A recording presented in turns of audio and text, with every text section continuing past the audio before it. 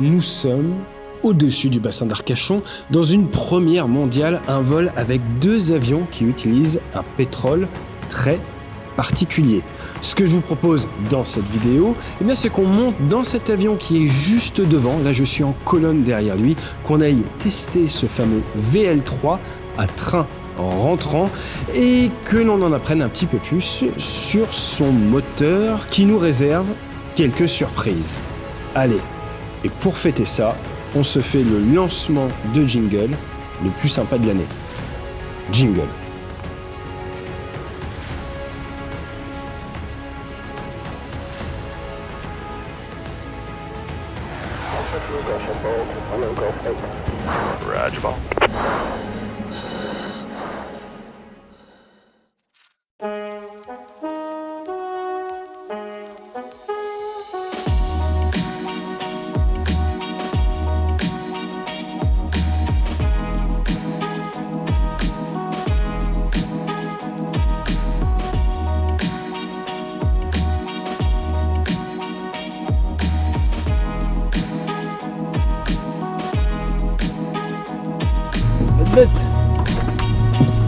C'est pas souvent que je monte à droite dans celui-là. Ouais, c'est pour ça que je te demandais. Là, on est sur les gaz. Ouais. Et là, t'es sur. Trim. Le trim est là. Ok, d'accord. Ça marche. Ok. Et ensuite, juste petit tour. Master switch, landing light, strobe light, nav light, fuel pump. Ok. Le train, petit truc à la con, quand on met le contact, on vérifie toujours que le train est en bas. Il n'y a pas de protection. Si tu fais ça et que tu mets le truc, il va rentrer au sol. Ça va tout péter. Ça va arriver sur Super Étonnant. Voilà, là il y a ce qui est vérification de fonctionnement de l'injection, on en reparlera plus tard. Ouais. Donc réservoir gauche, le retour se fait dans le réservoir de gauche, donc quand c'est beaucoup plein, on part à gauche. Lane A, lane B, donc les 2 lignes d'injection, et puis la lane B, et puis on peut forcer en lane 1. Eh ben, parfait, donc là si on veut partir faire un vol local, ça commence par quoi? Bah déjà parking brake, pour pouvoir mettre en route. Il faut appuyer dessus quand on tire? Standard. Ok. Fuel pump 5 secondes. 5. Les 2 magnétos. 1 et 2. 5 mm de gaz. Ok. Et on démarre à la clé tout à gauche. Personne. Tu le mets à combien? 2000 tours? Tac, fuel, pression, tout est dans le vert, on a pas mal. Et il stabilise à 2003, très bien. Ok. Ouais, donc tout est bon. Pour décoller, on mettra 5-6. Donc la prochaine étape. Bon, enfin, on avait rien, on y va. Eh ben, ça me plaît. Ça va plus vite qu'un rafale en alerte. Alors, on va mettre un tout petit peu de gaz et on va tester les freins. Ouais, ça a l'air de freiner. Personne à droite. On roule pour la 07. On est cohérent. Donc, au niveau du décollage, on est sur... tu commences à tirer sur le manche à combien à peu près? Tu laisses le manche neutre à 80 et il commence à se lever tout seul. Ok. En termes de limitation vent-travers, on est sur combien avec ce genre de machine? Le manuel pilote il dit 25 nœuds. 25 nœuds, ok. Et donc là, tu as en gros traversé la France et tu as consommé combien de litres pour traverser la France? 55 litres. 55 litres pour faire, tu as fait 600 bornes. Ouais, un peu plus, hein, parce que quasiment la frontière suisse, ça fait un bout. Alors, parking brake, on garde toujours les pieds sur le frein, ça t'empêche pas d'en rajouter si jamais il part. Pas de souci. GC moteur sur 4000 tours. 4000 tours, on va afficher ça. Alors, c'est 4000 tours. Alors maintenant, en plus de la checklist normale, il y a travailler les lignes de l'injection. Ouais. Donc on va tester la ligne B. Donc on passe, c'est ça la petite surprise. C'est ça. On a une version tuning spéciale, beaucoup plus mieux. Et ça devient rouge. Donc on voit que c'est passé, ça a changé de ligne, on voit bien le voltage changer. Oui, tout à fait. Voilà. Et là on va appuyer sur force A. Et donc là ça va repasser sur... effectivement. Donc ça ne relève pas de ce bouton. On a toujours l'autorité de revenir sur A. Sauf si, par exemple, regarde là, t'es en A, force A. Je tire le breaker de lane A, le moteur s'arrête pas. Là, il est passé en B. Okay. Voilà. Et là, quand j'ai remis le breaker, il faut que le truc revienne. Donc, le danger du jour, c'est les périlavières. On fait attention à ces blocs-là, qui ont plutôt tendance à piquer du nez qu'à monter. Et on va juste s'assurer que toute notre nave est bonne. On est piste 07 et ça paraît effectivement cohérent. C'est bon pour toi? C'est ok pour moi. Et puis au sol et on y va. Allez, gaz. la puissance, on a 5007, 5008, on a le bladin qui est vivant.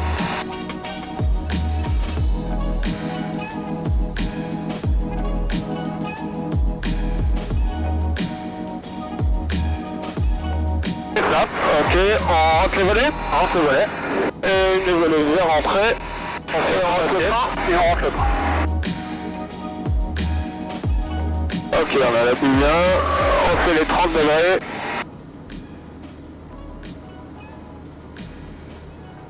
Train rouge toujours.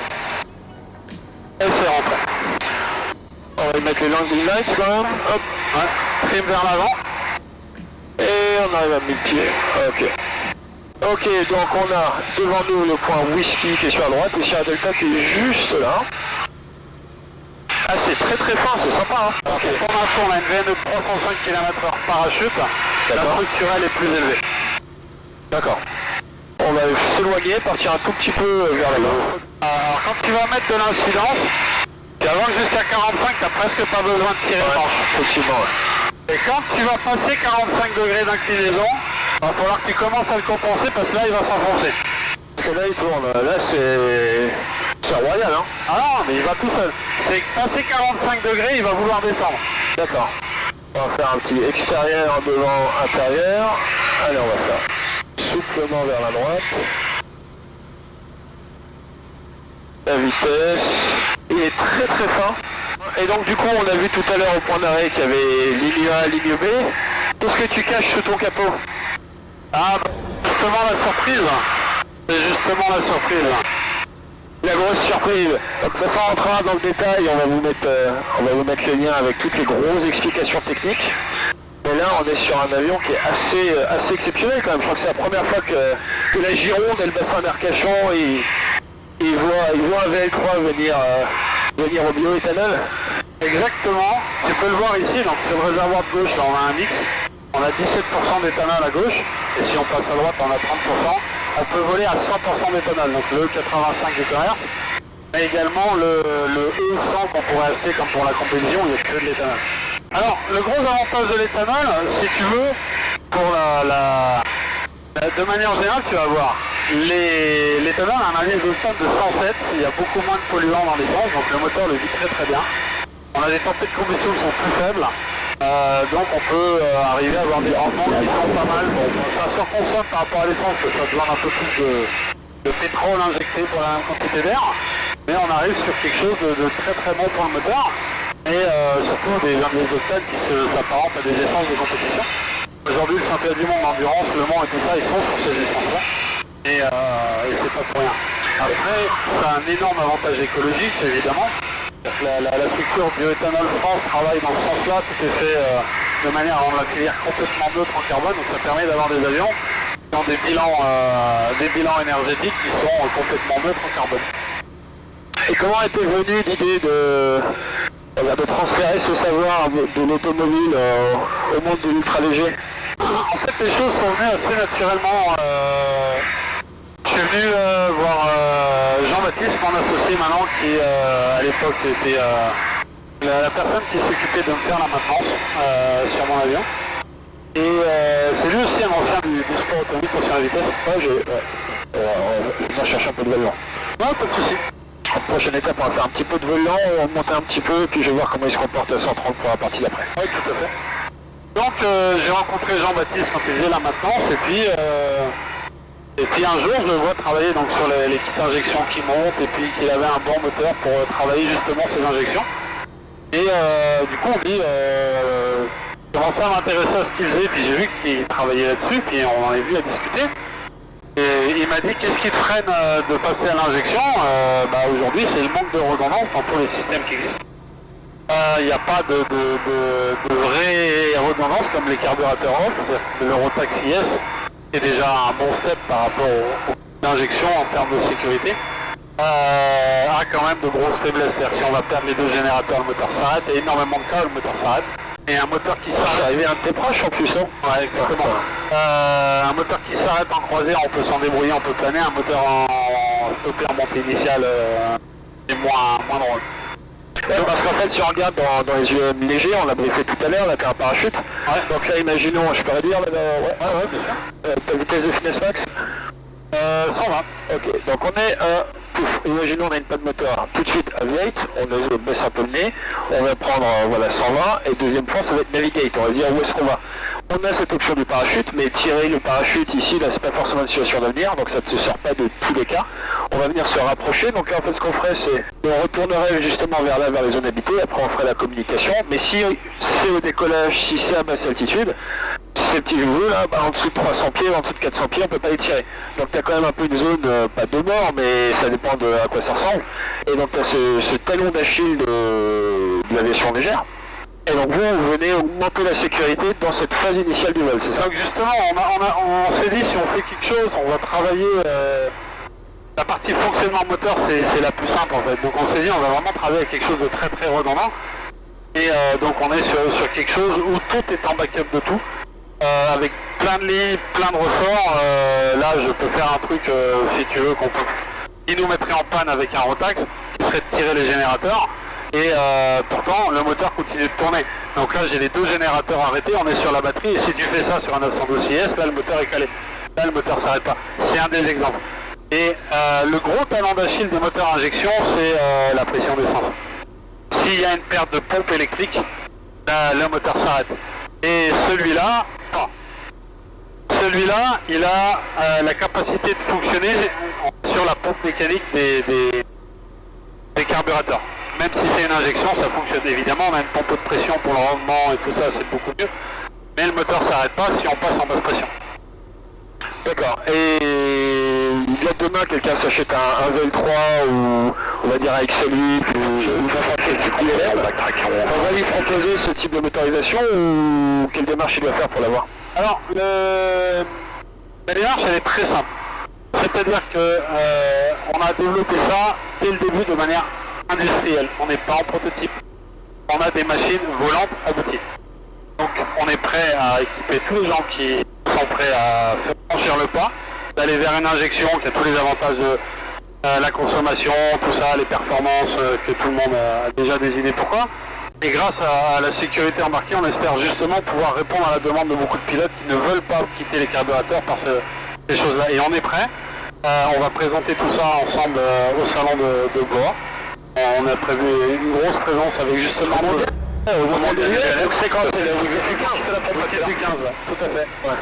Le week-end du 15, donc si les personnes sont au mondial, d'ailleurs c'est un bon endroit où aller, à Blois, là, le week-end du 15, ils passent te voir, ils vont te rencontrer.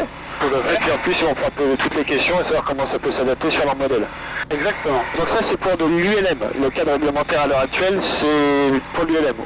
Le cadre réglementaire aujourd'hui c'est de l'ULM. On veut évoluer plus tard vers du certifié mais on ne peut pas tout faire en même temps. Pour l'instant on se dirige vers l'ULM, il y a déjà un marché énorme. Au niveau européen on a déjà plus de 15 000 kits vendus facilement par le plus grand fournisseur connu d'injection, donc voilà, alors qu'il y a énormément de gens qui ne veulent pas passer le pas lié à la sécurité, donc on est vraiment sur quelque chose, aujourd'hui on s'est centré sur l'ULM, après la suite on y verra. Donc, on offre surtout et avant tout une sécurité. Ouais. Venir mettre la petite pelle de Kevlar sur le talon d'Achille quoi. Exactement, vraiment chercher la redondance extrême à tous les niveaux. Ouais. Et en plus de ça, pendant qu'on y était, on a mis le bioéthanol qui permet de voler à 80 centimes du litre, qui permet d'aller chercher une vraie... Dis-moi ça, 80 centimes du litre 80 centimes du litre. Ah, c'est quand même pas mal. C'est dur à battre. Donc pour un proprio, il va vite rembourser son investissement en fait, s'il veut un peu... Aujourd'hui, on est, même en comptant la surconsommation, parce que l'éthanol consomme un peu, c'est pas une légende, c'est chimique, c'est comme ça. Il faut compter à 300-320 heures pour compenser le montage de l'injection. Donc ça va quand même... Ça va assez vite, ouais. Je connais des ULM qui font 500 heures par an, ouais, ça va très très vite. Et si on se place dans le cadre d'un aéroclub, comme ça, et du coup la carte verte pour leur terrain, plus offrir l'aviation accessible à 3 fois moins cher, parce que le carburant c'est toujours le plus élevé, ça reste quand même un... Et plus on parle de carburant, il n'y a pas aussi, j'ai suivi un petit peu qu'apparemment la 100LL, donc l'aviation un peu carburant, ça va pas dans la bonne direction. Alors justement, aujourd'hui, il y a une disparition programmée de la 100LL. Ouais. Le Rotax c'est quand même des réponses parce qu'il peut voler au sans-plomb, mais l'éthanol a d'énormes avantages. C'est même très surprenant qu'il ne soit pas considéré parce qu'il a un indice d'octane plus élevé, il est plus résistant au vapor-lock. Et la principale chose que les avions volant à 100LL reprochent au sans-plomb, c'est surtout le vapor-lock. Ouais. L'éthanol est plus résistant. Quoi qu'on dise, il est moins corrosif. Les plastiques où il était très corrosif, ça fait 15 ans qu'ils sont bannis de l'Union Européenne de toute façon. Ouais. Donc non, on est aujourd'hui sur un carburant qui est disponible mondialement, qui a une architecture en place. Il y a presque 45% des pompes à essence du pays qui sont équipées. Il y en a forcément partout. En plus, il y a la capacité d'avoir... on peut fournir des cuves de pétrole en remorque qu'on peut mettre derrière une voiture pour les remplir, comme beaucoup de clubs font et tout ce genre de choses. Donc la solution aujourd'hui, elle n'est pas plus compliquée qu'une autre. Et encore une fois, le système est flexible. C'est-à-dire qu'on peut mettre complètement de l'éthanol, complètement de l'avgas et n'importe quel mix de tout ce qu'on veut. On ne se pose pas la question quand on ravitaille, on met, ça va quoi. Et là, vous avez une capacité à fabriquer combien de moteurs ou de transformer combien? On vise 50 la première année pour mettre en route plus encore l'atelier de montage, on va dire. Ouais. Et donc là, vous allez viser plutôt du client particulier ou plutôt des groupes d'ULM, Tous ceux qui veulent. Tous ceux qui veulent. Donc la promesse, c'est quoi au final? La promesse, c'est ça. La promesse, c'est d'abord et avant tout de la sécurité en injection, Ouais. en apportant les paramètres d'injection, une injection moderne qui va s'adapter à la température, l'altitude, tout ça. Injection qu'on a sur les voitures. Hein. Ouais, tout à fait. Ouais. Tout à fait. Une voiture, ça démarre tout le temps, ça marche tout le temps, vous êtes en altitude, c'est pareil. Et ça gagne du pétrole, ça consomme moins, tout en offrant la sécurité nécessaire aux avions. Et en plus le flex fuel. En plus, Pour réduire vraiment énormément les coûts d'exploitation. Voilà. Ah, c'est top. En tout cas, ton avion il est très agréable. En plus, du coup, on a mis, moi j'aime bien, j'ai plein de gamins, donc plus il y a de sécurité, plus ça me plaît. J'en ai 4, tu vois. Ce qu'on va faire, c'est on va gentiment aller faire attaquer la deuxième partie du vol. On va rentrer par whisky, on va aller chercher notre leader. Et puis on va aller faire un peu de vol en patrouille à 0,80 du litre. Ça me plaît. Ça me plaît beaucoup. Fox Mike Juliette, on va continuer pour 07 pour toucher.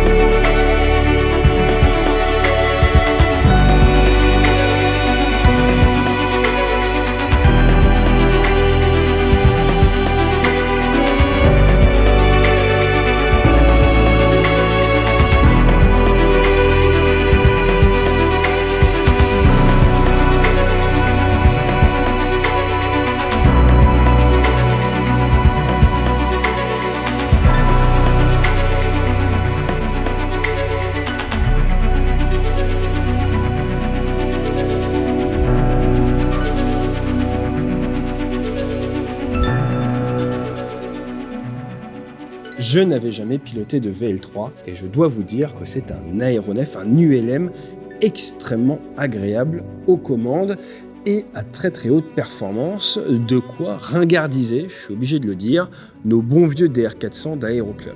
Mais en plus, avec ce talon d'Achille protégé grâce au nouveau moteur de chez Unicorn, ça va transformer notre aviation légère. Ce que je vous propose, c'est d'aller rencontrer les équipes d'Unicorn directement au mondial de l'ULM à Blois. C'est le week-end du 15 septembre. Et attention, accrochez-vous bien, si vous êtes dans les premiers à leur rendre visite, ils ont un bon paquet de patchs FlySafe à vous offrir en souvenir. À très bientôt sur la chaîne. On retestera d'autres avions comme ça. Et d'ici là, FlySafe.